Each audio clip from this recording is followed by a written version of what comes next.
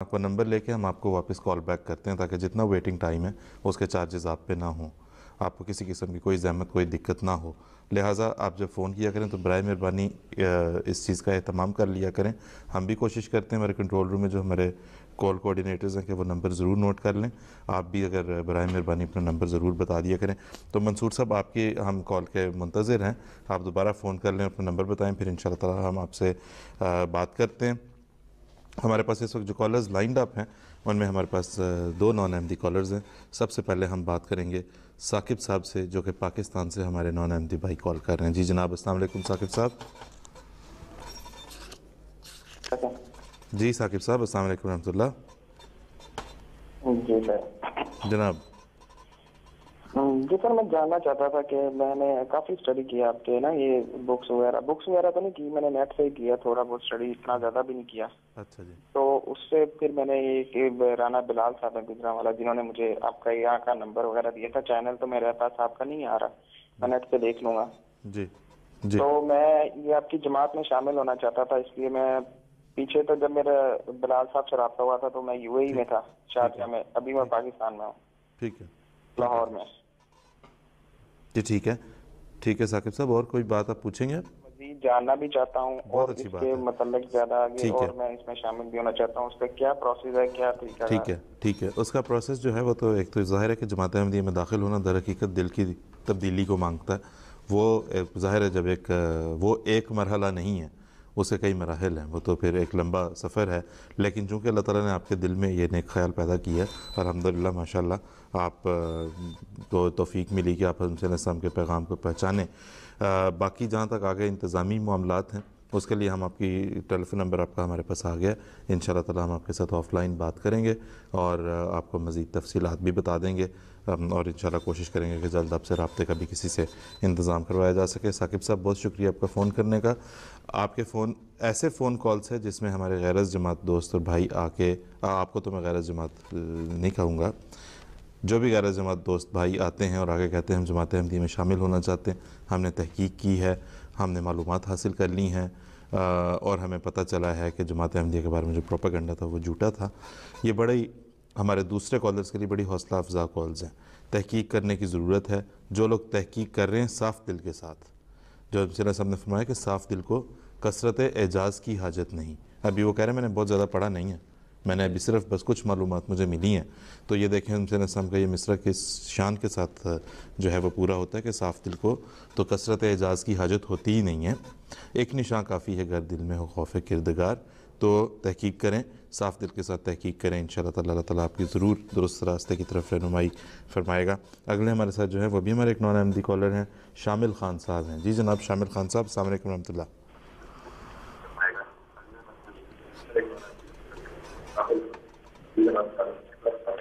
वालेकुम सलाम। सर मेरा ये सवाल है कि आपने ये मिर्जा साहब के बारे में जो दावा करते हैं कि ये मसीह मौद है, इमाम मेहदी है, जी, तो ये हमारा ये ईमान है जो है, मैं अहले तशी से ताल्लुक़ रखता हूँ। हमारा ये ईमान है कि इमाम मेहदी है और मसीह मौद जो आएगा वो सारी बुराइयां ख़त्म कर देगा। ठीक है। और मैं आपके प्रोग्राम काफी जो है शौक से देखता हूँ, आपका तरीका जो भी सारा बहुत मुझे अच्छा लगता है। चलो अल्हम्दुलिल्लाह। लेकिन ये समझ में नहीं आता कि अगर मिर्जा साहब आप कहते हैं कि वो आए हैं तो उसके जी खान साहब, खान साहब बात पूरी कर लें, टेलीविजन की आवाज़ बंद करके। अच्छा खान साहब चलें, अच्छा हुआ आपका सवाल पहुंच गया, बड़ा बुनियादी बड़ा अहम सवाल है, क्यों जी मोहन साहब? ऐसा ही है ना? तो फिर जवाब अता कर दें जी इसका। ऐसा ये एतराज़ एक लिहाज से बड़ा दिलचस्प है, क्योंकि जैसे हमारे शामिल खान साहब हैं, इस तरह के सादा लौ जो हमारे दोस्त हैं उनके दिलों में ये वसवसा ज़रूर डाला जाता है। लेकिन और ये इंतहाई सादगी के साथ यकीनन ये दिल में एतराज़ पैदा होता है तो वो पूछते भी हैं।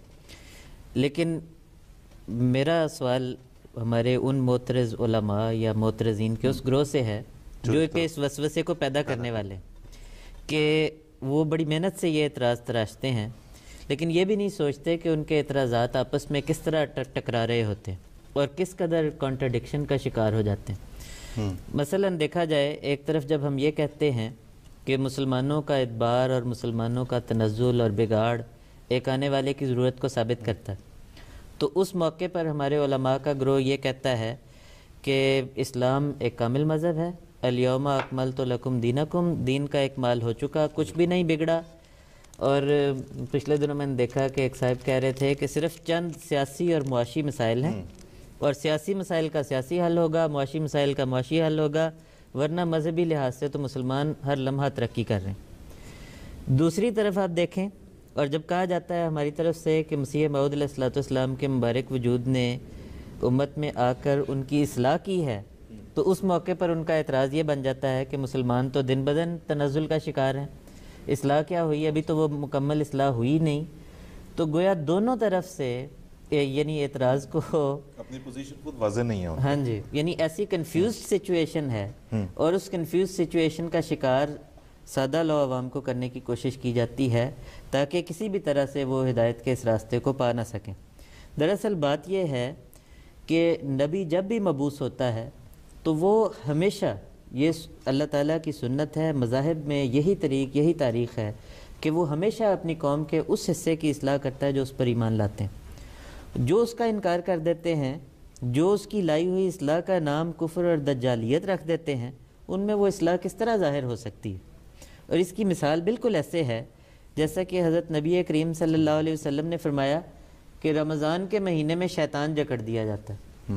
اب ایسا تو نہیں ہوتا کہ رمضان کے مہینے میں تمام دنیا میں شیطانی کام بالکل بند ہو جاتے ہیں اور شیطان بالکل جکڑا جاتا ہے. صرف وہ لوگ رمضان کے نیک ماحول کو، صرف وہ لوگ شیطان کے پنجے سے آزاد ہوتے ہیں اور ان کا شیطان جکڑا جاتا ہے جو رمضان کے نیک ماحول کو اپنے اوپر وارد کرتے ہیں. اور جب وہ وارد کرتے ہیں تو ان کو نیکی کی اس طرح سے توفیق ملتی ہے اور اس طرح سے گناہوں سے بچنے کی توفیق ملتی ہے کہ گویا ان کا شیطان جکڑا جاتا ہے. اسی طرح سے جو لوگ انبیاء پر ایمان لاتے ہیں، ان کی لائی ہوئی تعلیم کو اپنی زندگی میں اپنا لیتے ہیں، در حقیقت وہ اس حسن حسین میں داخل ہوتے ہیں جہاں وہ راہ راست پر سمجھے جاتے ہیں. اور اس لحاظ سے اگر دیکھا جائے تو قرآن کریم مومنوں کے گروہ میں صدقے دل سے ایمان لانے والوں کو داخل کرتا ہے. منافقین جو ہوتے ہیں وہ اگرچہ ان کی جماعت میں داخل ہوتے ہیں، لیکن خدا تعالیٰ ان کو کامل مومن قرار نہیں دیتا. خدا تعالیٰ ان کو بھی کمزوروں کی صف میں کھڑا کرتا ہے. تو اس لحاظ سے انبیاء کی جماعتوں میں کمزور بھی ہو سکتے ہیں، لیکن ایک عمومی طبقہ ایسا ہوتا ہے جو کہ صدقے دل سے ایمان لا کر راہ راست پر قائم ہو جاتے ہیں، اور یہ اصلاح انبیاء کی طرف سے کی جاتی ہے. اب اس پیمانے پر حضرت اقدس مسیح موعود علیہ الصلوۃ والسلام کی جماعت کو اگر پرکھا جائے تو ہم احمدی یہ بات جانتے ہیں کہ کس طرح سے حضرت اقدس مسیح موعود علیہ الصلوۃ والسلام نے اور آپ کے بعد آپ کے خلفاء نے کس طرح سے جماعت احمدیہ کی اصلاح کی، کس طرح سے خدا تعالیٰ کا پیار، خدا تعالیٰ کی محبت، حضرت رسول کریم صلی اللہ علیہ وسلم کی محبت، قرآن کی محبت، دین اسلام کا درد، دین اسلام کی خدمت کا درد، جس کے لیے احمدی ہزاروں روپیہ خرچ کرنے کے لیے ایک معمولی اشارے پر تیار ہو جاتے ہیں. یہ وہ اصلاح ہے جو خدا تعالیٰ کے فضل سے مسلمانوں نے کی ہے، مسلمانوں کی حضرت اقدس مسیح موعود علیہ السلام اور آپ کی جماعت نے کی ہے. اور یہ اصلاح تو اس طرح سے ہوئی ہے کہ غیروں کی زبان سے بھی اس کا اعتراف ہوا.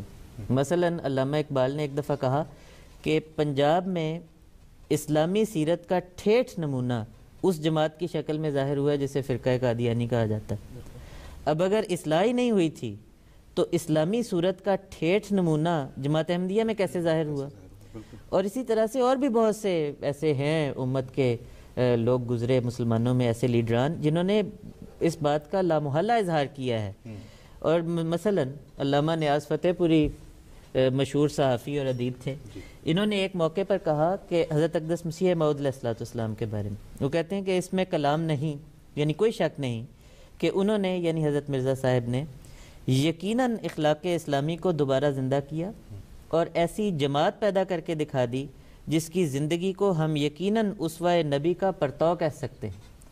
یعنی آپ دیکھیے کہ اسوہ نبی کا پرتو اگر کوئی جماعت بنی ہے تو ہمارے غیرت جماعت ساتھی کا اقرار موجود ہے کہ وہ حضرت مسیح موعود علیہ السلام کی جماعت بنی. بالکل ٹھیک، بہت شکریہ جناب، جزاک اللہ.